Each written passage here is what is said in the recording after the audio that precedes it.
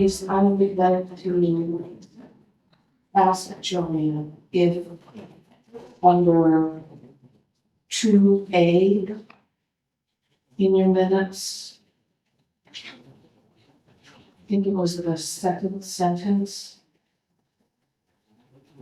that talks about the repairment of the DPW side.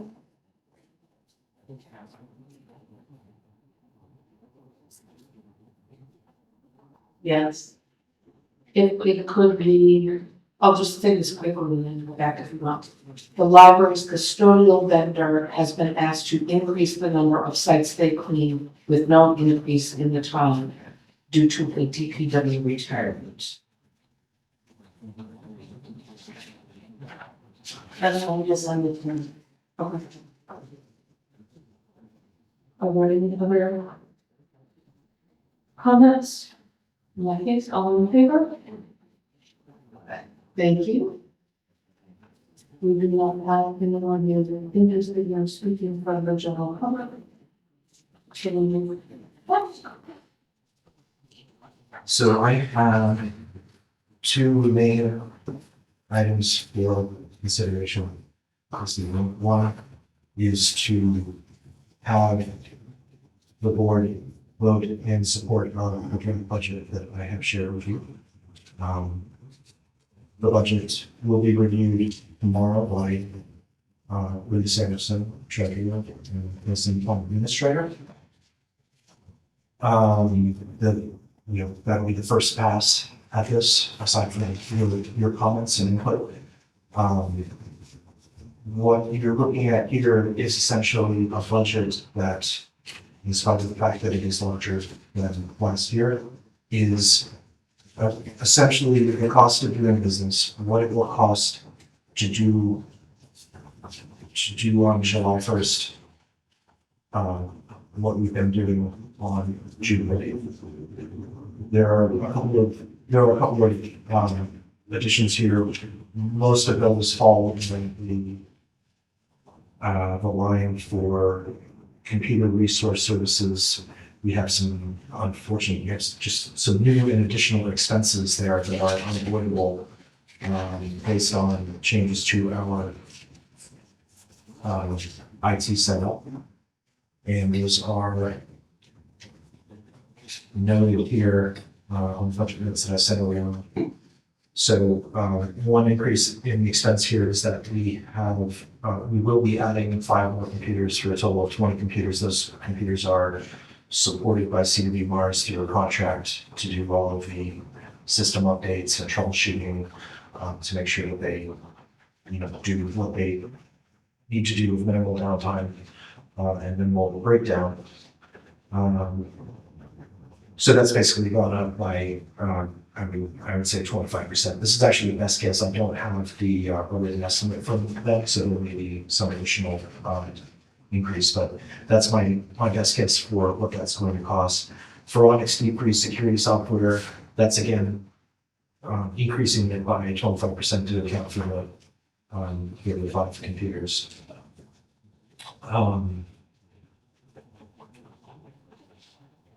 Then the Northeast IT support contract, that is for the lighting server in the closet. Not only the lighting server, but all of the network equipment falls under the this is a support contract for anything that goes wrong with it. Anything, any updates that we have to run on it, any troubleshooting or diagnosis. What we went through this spring to get the lighting working again. So that's a total cost of $2,400. And I worked with Jennifer in the town hall to see what we can do about that. And that's what it's going to cost. The remaining costs are related to the website and its functionality, the calendar functionality. And so that puts that line at $4,200. Yeah, so I put my behind the sense to give it in there. So it's $8,200 on the budget, but it's $4,200 more than we requested last year.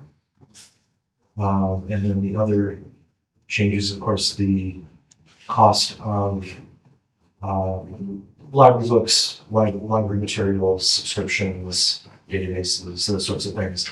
That number is based on a formula the Board of Library Commissioners uh, asks us to follow so that we can be in good standing and qualify to be a certified public library under their push internal results in stated annually. So that number, which again, it's going to have to move up and down slightly because it needs to be 19% of the budget. So as the budget kind of goes up or down slightly, that number will have to change as well so that we remain where we need to be for certification.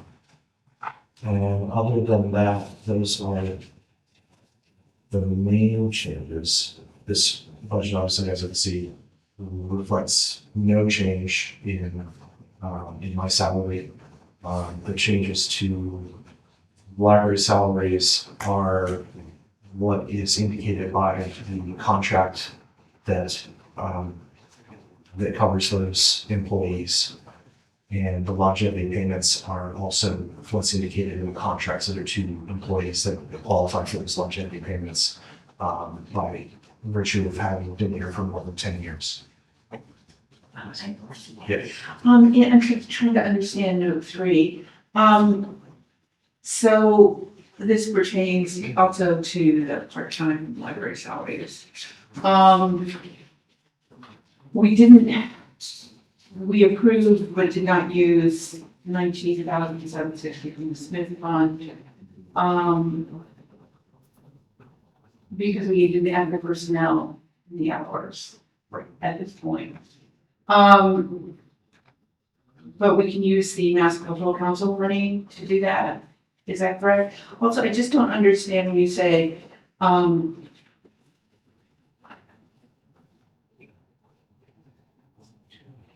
financial liability incurred with employee benefits taken. What do you mean by benefits taken?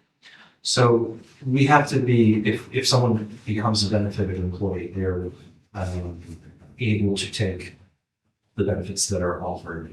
If for some reason, and this just depends on the employee, if the employee, say, is married and already has great health insurance benefits and they decide to forego those, then they don't take them and it doesn't have the cost. However, if they are eligible, the benefits have to be offered and it's up to them whether they take them or not. And so we have to be prepared to cover the cost of those benefits. And we can do that from the FCC funds, or this would be out of our Smith funds? It could be done. Okay. And the benefits also would include vacation, I was gonna say that, or sick time or anything else that might occur. But these are mostly part-time employees, and when does, just for my understanding, when does it fall into the benefited category? So under the contract, it's either 15 or 16 hours. I'm even speaking, but it used to be 19, and then under the contract it was lowered to that. And so we have one position, services coordinator position, that's essentially capped at 14 hours, and it's been sort of a struggle because at certain times of the year, particularly during the summer, we would like that person to be more available, and we want to be more available, but because they're a union employee, there's less flexibility now than there was in the past before the union even started. It used to be essentially as long as we kept people on average under 19 hours, there was no problem. But now we're a lot more, the HR department's a lot more. It says 14, it needs to be 14. And so we kind of struggled with that, and at the end of the day, just so we have to do it this way, and we need to do it by the book. And so in order to try to get this employee working more hours for us, this was the work originally. Money from Smith was requested with the thought that we would want to try to add a part-time adult programming library, which is something that we still would like to do down the road. But at this point, the idea of adding another individual staff person, is it may be too tough. This is still going to have to, go through review, the finance committee or select board, under their current protocol of reviewing everything to do with personnel that entails an increase. So they may or may not go along with it, but as we're laying it out is we're hoping that it will be, at least for the next 4 years, that it would be budget neutral, it wouldn't affect anything in the budget. And then after 4 years, hopefully things have settled and we can try to make that transition to those successes being part of the annual budget. So what we're really asking for though in budget is, in them looking at it, is to add hours to an existing spot and to use the MCC funds for that, for those added hours. Is that correct? Thank you. Can you very briefly just talk about the budget process? It goes to Linda first for a review and then to the select board? It varies from year to year. I don't know what the order of operations would be because they haven't announced it, but it changes every year. So sometimes it's a distinct review by the finance committee and then by the select board. Sometimes it's a joint meeting. Sometimes I believe we even have instances where it may have only been reviewed by the select board. It's just whatever they feel is needed. So I would assume this year, under the circumstances, that everything was going to be highly scrutinized and it will be rigorous.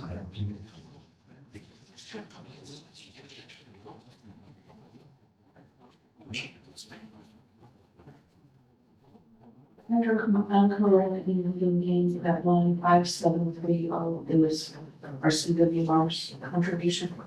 Yes. What was the 5725 and the meeting? Sorry, say it again. Which? Far right. As the end of that road. You might have to flip it. With the way the columns were organized, Can you just look at it? Well, I put this up in a spreadsheet because I wanted to see it all on Yeah. one Okay. page. Yeah, that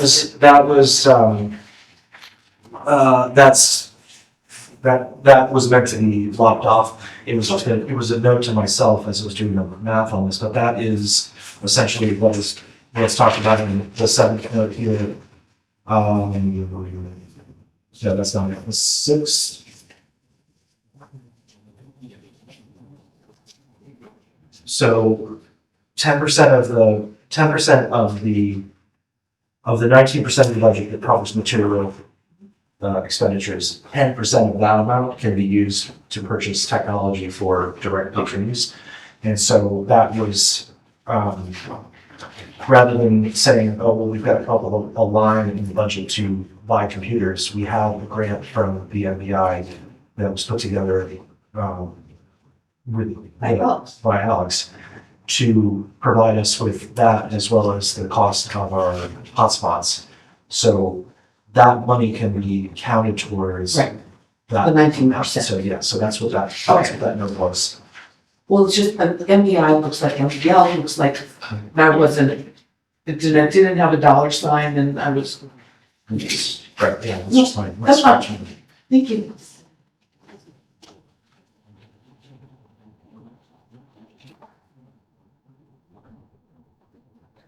do we need to vote on the budget? Does that fall to the Yes. trustees? Okay. I think, yeah, I don't think it's, legally required in any shape or form, but I think that's a good sign that, the board supports this. Are there any other questions? You've really been trying to ask about.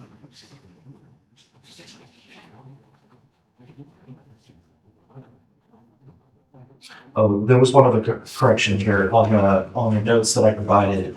On note 2 where it said, as of FY26, the figure requested for 610, 5120, which is the part-time library salaries, represents the total expense of 4 current positions. And I said it was, I miscalculated 3.75. I was counting myself in that. It's actually, that line is 2.75 full-time equivalents for, 4 individual employees. They're 3.75. If you include myself, it's a little bit higher than that if you include Cindy Coffin's hours. She's 10, I think she's 10 hours a week. So it pushes that margin further. But again, that position is paid for through state aid up to this point. But I just want to make that correction because it is 2.75. It's not a large number of full-time employees working in this department. That was, If I just did the math correctly, without allowing or accounting for, at least at this point, a salary increase in the part, this is the budget, or the request is 8.2% above the current budget. And even though we're small potatoes relative to most of the other departments,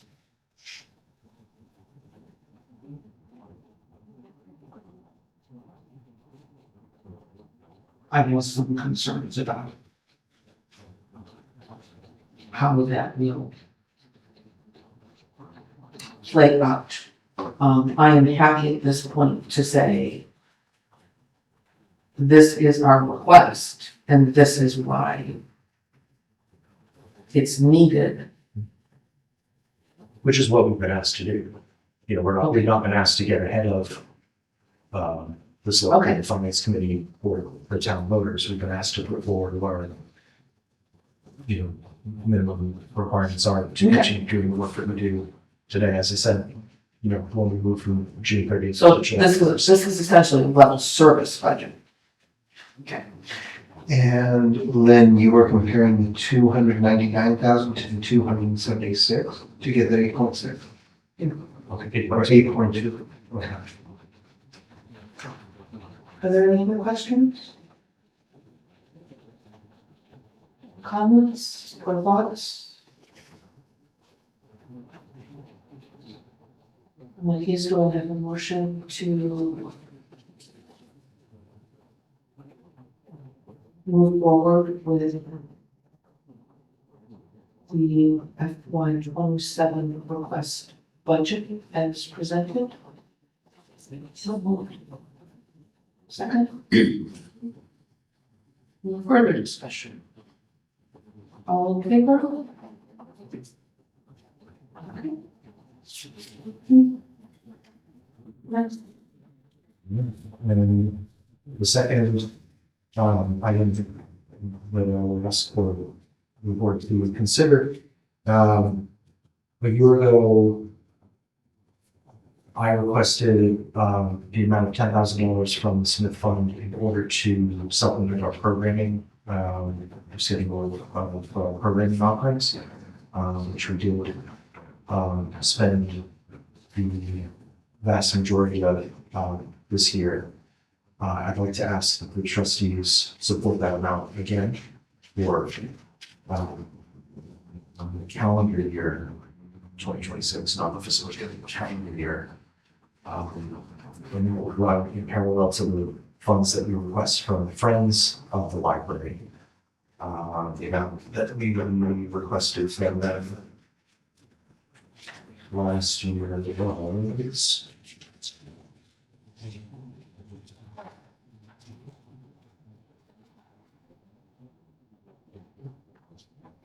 $7,545 from the friends of the library, which fully utilized. Do you have a sense of how much money the friends have in their account? Like, is that taking most of their account? Is that just a fraction of it? Oh, yeah, it's a fraction. I can't tell you how much they have, but they have some savings. Would you say, Joanna, from your experience that? When I was there, they had about $30,000 CD besides their bill. Yeah, I mean, this number is not tied to how much money they've brought in a year. I think Joanna and I agreed that it was great to put this number forward, because it gave them something to, to work towards, to try to raise it more like that. But I can't say what they brought in. So you're requesting the same amount this year. Yes. How much of the Smith, the $2,000 from the Smith Fund is, income versus capital? In other words, I don't know, I don't have in front of me what the income from the Smith Fund is every year. They send a quarterly. I know they do, but, I don't have it. you don't have it either, okay. I mean, we didn't look at this, we didn't look at the latest data. Yeah. I don't know what it was for the year. There's still one something for the fourth quarter. I don't know yet. They probably have to have financial statements distributed by the end of the I'm month. sure they do, you know. Yeah, it's right. This is right, well, maybe if you just make a note that when, rather than necessarily wait until the next meeting, when that report does come, if you would please forward it. Yeah, I'll have to log in. They don't send them to me. I have to go and see that out. But the current balance of that fund is $509,199. I mean, they should have a year-to-date, income through 25 anyway. Yeah. It's just a point of reference, it's not, Sure. current. Patrick and I had a conversation with one of the women who works at the Community Foundation about treating the Charlotte Smith as a quasi endowment.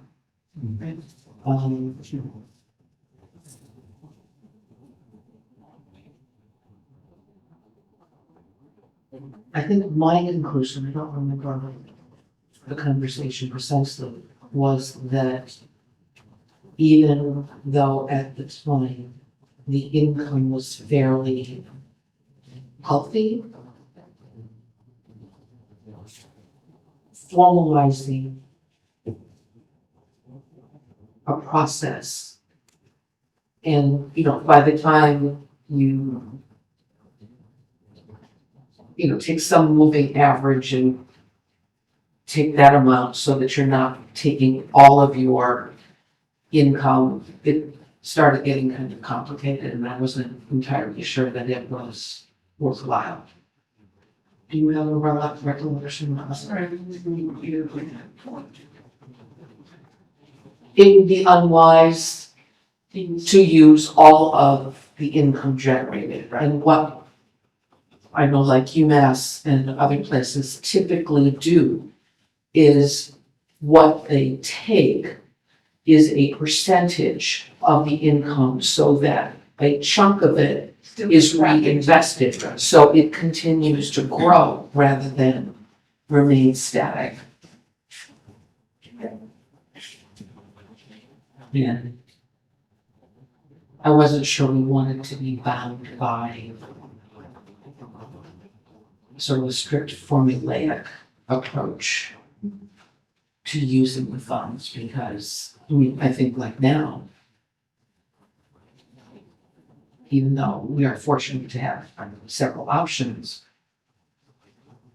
it might be that this year we would want to use more than more than what that number would generate. I mean, I think if someone wanted to go back and look at it again and maybe not craft policy, but draft guidelines to say, this is sort of our goal, and this is what we will try to do from year to year. That might be worthwhile, but I'm not sure painting oneself into a corner and requiring that you follow whatever would be the best option. At least that was my thought. Patrick, do you remember more about that conversation?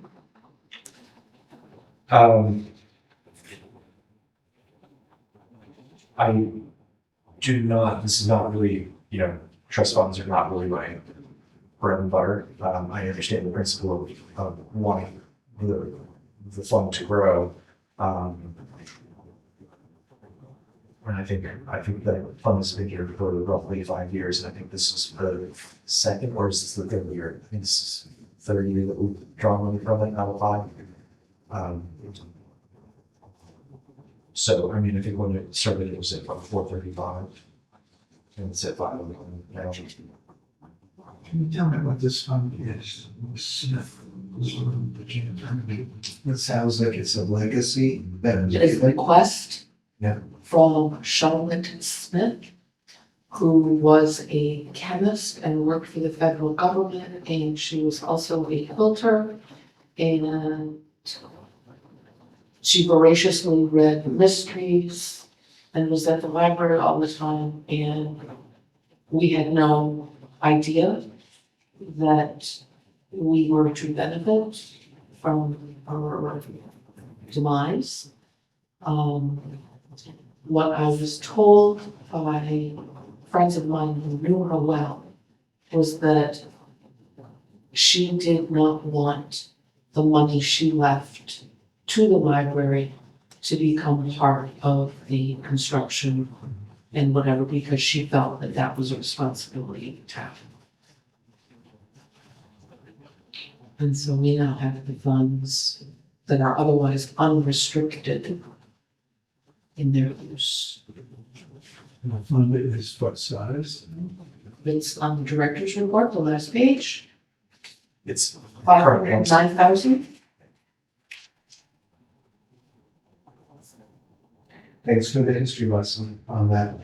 Do you feel that this money is well invested? I don't know who's managing. We this. didn't have a choice. Her attorney was Bill Dwyer, and part of the arrangement was that it had to go to the Community Foundation of Western Mass to manage.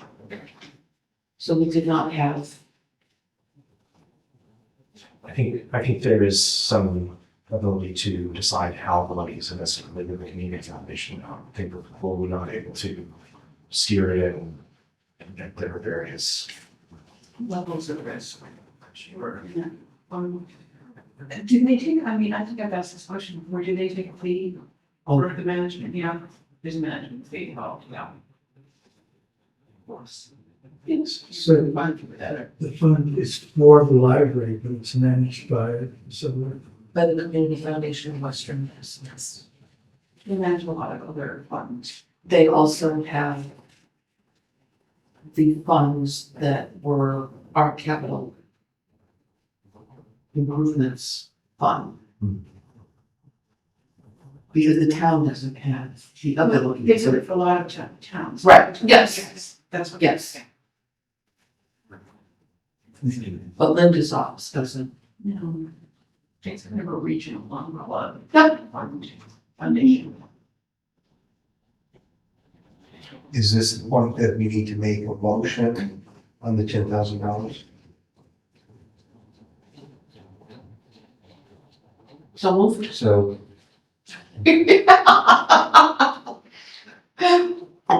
Sorry. Is there any further discussion about $10,000 from the Sheriff Smith Fund to support programming in calendar 2027? All in favor? Thank you. Just to clarify, as a matter of process, what we'll do is we'll have a letter drafted requesting the money stating what it's for. Linda Sanderson will sign it, and we will sign it, and then we'll send that to the community foundation, then they come and check. It's deposited in the town account, and then we have expense, we just put it in the way you were. So it goes. Thank you. Is there anything else that, we did receive the 9,400, as I mentioned, from the Mass Cultural Council operating grant program that will be received for 4 years. So this is the first of 4 years that we'll be getting that, that or a similar amount.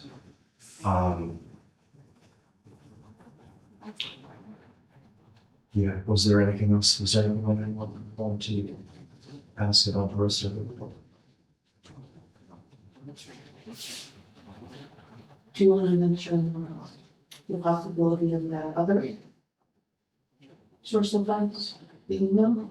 So there's a cultural, I'm trying to think of that, I don't remember the name of the fund, but there's another sort of, analogous, program to the cultural council. I don't think it's under the cultural council, but there's a, Cultural facilities fund. cultural facilities fund, that is made available through the state that has funded capital needs of libraries and is used by all sorts of cultural institutions. But we happen to, so the qualifications for this would be that you would have to be in a facility that's over 50,000 square feet, or the building would have to be over 125 years old.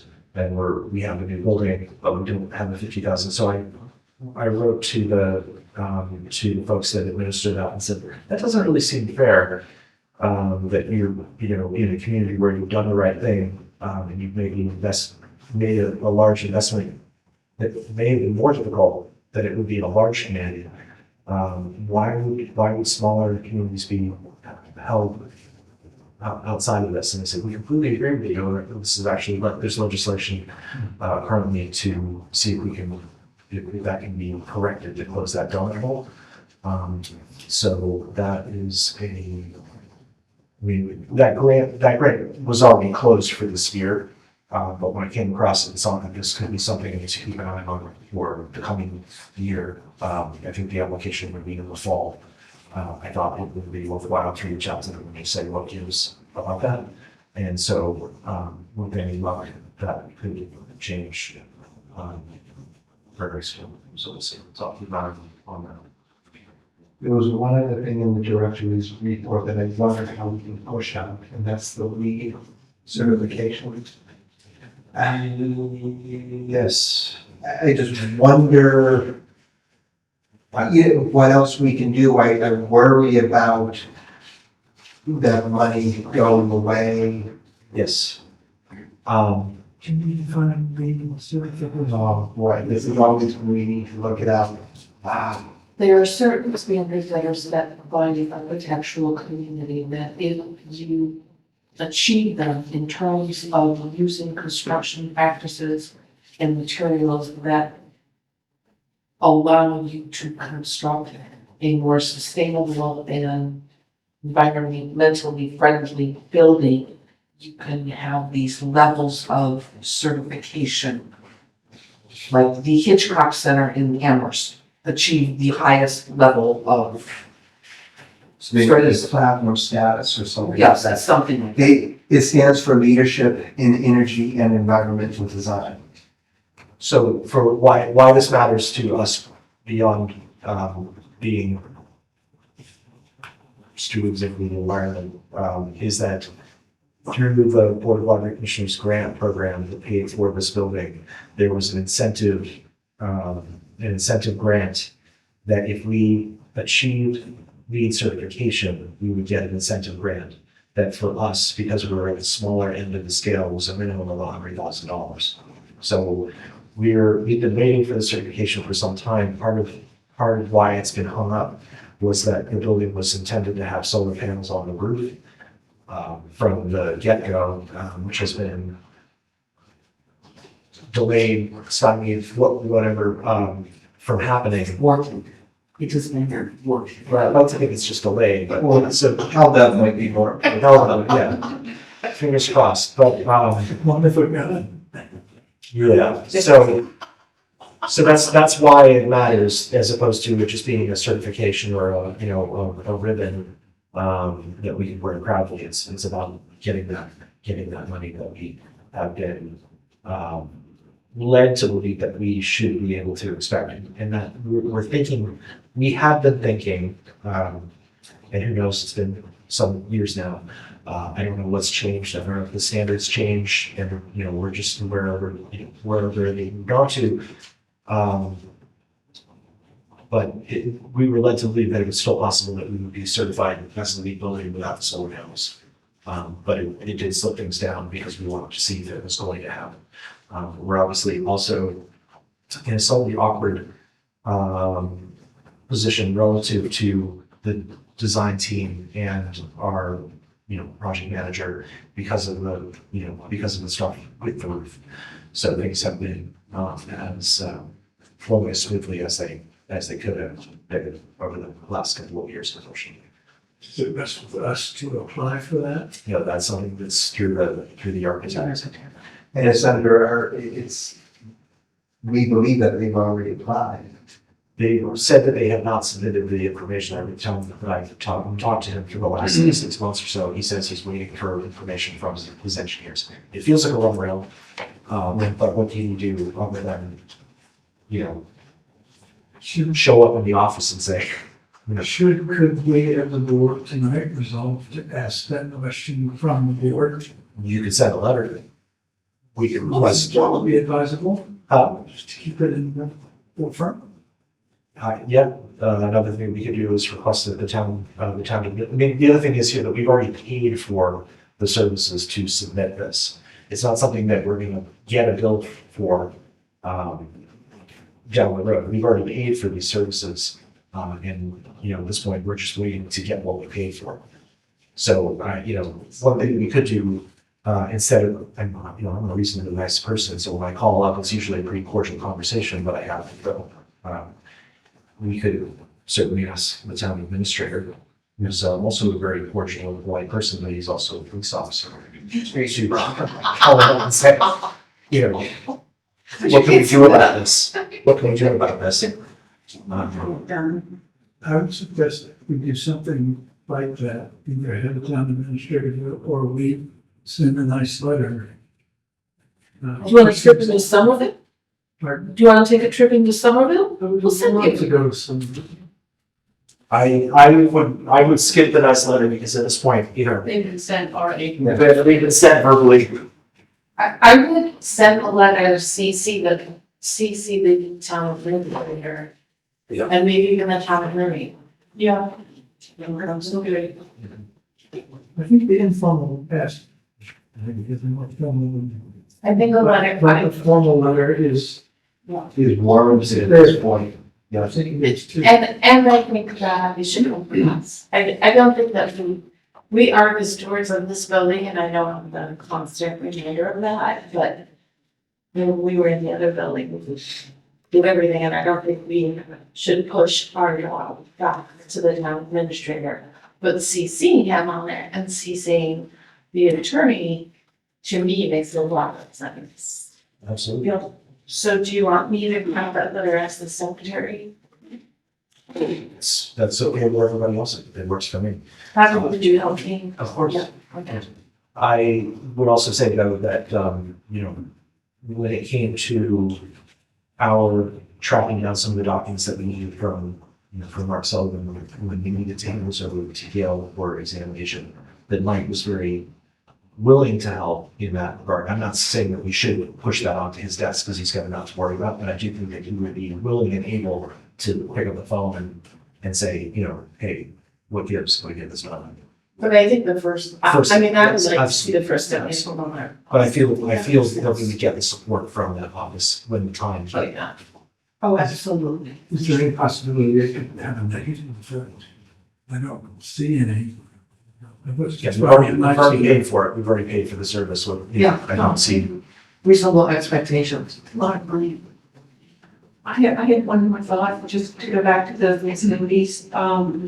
That we were talking about the possible funds for, an amendment to include smaller libraries. Would our representatives be at all helpful on that? Because like Stoke Trumpford has, there's a new Shutesbury Library, there are lots of small library in. Oh, she's a library. Yeah, I know, and to say, look, this needs to be changed because there are a lot of other facilities in this Western Mass that could use this money, Yes, or should be able to apply for this money. absolutely. That is where it stands. It needs to be something that Yeah. will contact their legislators about. And, the other thing about this is that, the Board of Library Commissioners obviously are,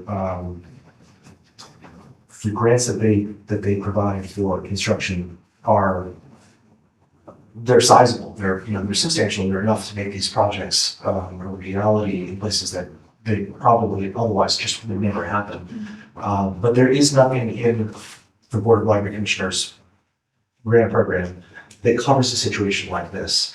You know, when you go through the program, when you apply, because I looked it up, I was like, what would happen if we just applied for the grant again? But it doesn't work that way. It's for fundamental transformation of a library from something that's not, if not failing, something that's not meeting the current needs of the community. And in this situation, this is a maintenance or a design issue. It just doesn't fall into that category. This capital support program, it does cover an instance like this where, whether it's through just, building the old or, something is just lacking. This seems to be for a cultural institution such as we are. This seems to be the program that would cover that, but for that exclusion. So, who should approach Senator Humphrey?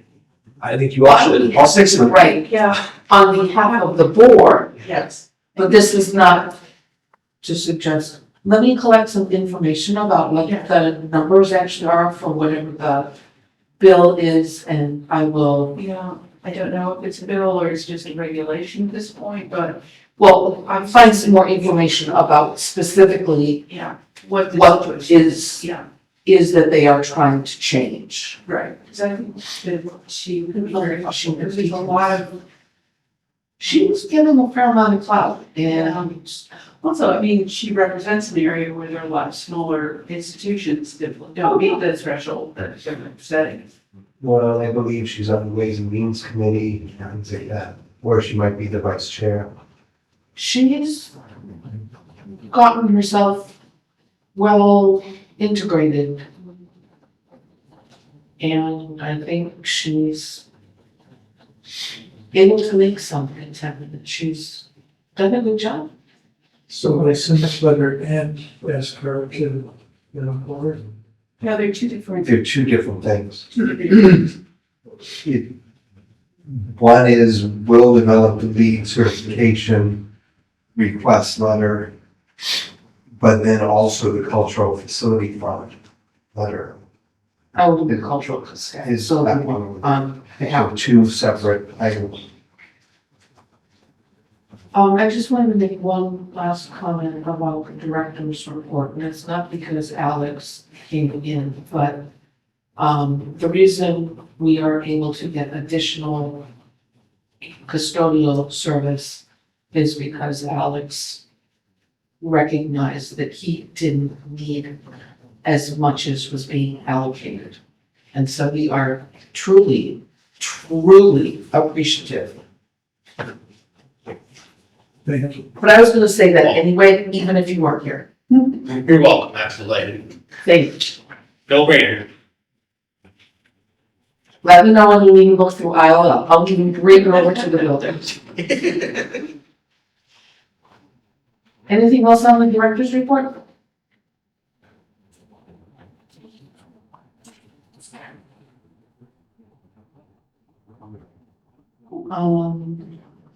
When we postpone discussion of anything about the roof to the executive session, and we don't have anything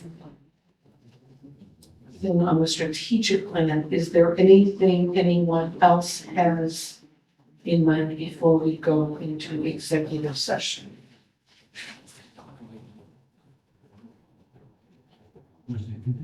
In that case, I make a motion that we close the public portion of the trustees meeting in order to go into executive session for the purpose of covered by Mass General Law, Chapter 30A, Section 21A.2, and Section 21A.3, to deal with negotiations and strategy with respect to litigation. Is there a second? And we need to do this individually. I vote yes. Mr. Everglund. Ms. Alstad. Yes. Ms. Konechny. Mr. Beck. Ms. Rose. Yes. Thank you.